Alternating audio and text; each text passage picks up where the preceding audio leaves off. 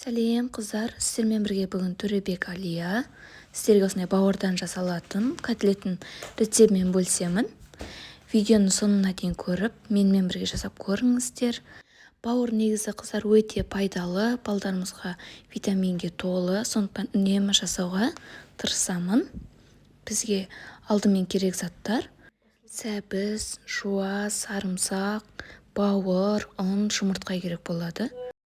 Алдымен осы заттарымызды барлығын ет тартқыштан өткізіп аламыз.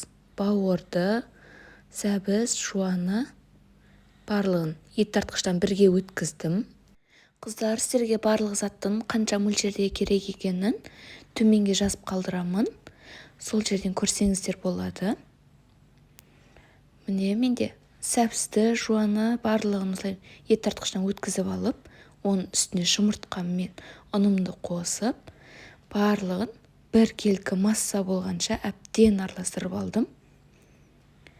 Осылай араластырып болған соң татымына қарай тұзым мен қара бұрышты салып, тағы да бір араластырып алдым. Қыздар, видеода көргендеріңіздей қоюлығы осындай болып шығады. Өте сұйық та емес, қою да емес, орташа болып шығады.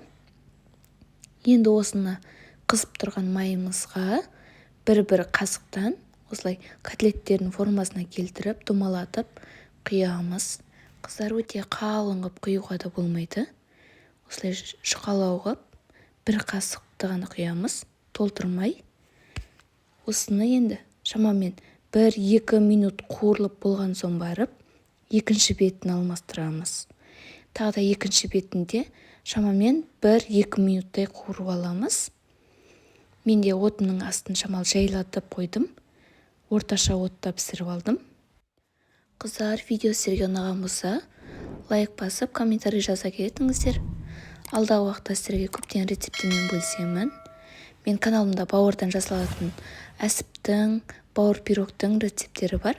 Сіздерге төменге ссылкасын қалдырамын. Сол жерден солардың рецепттерімен жасап көрсеңіздер де болады.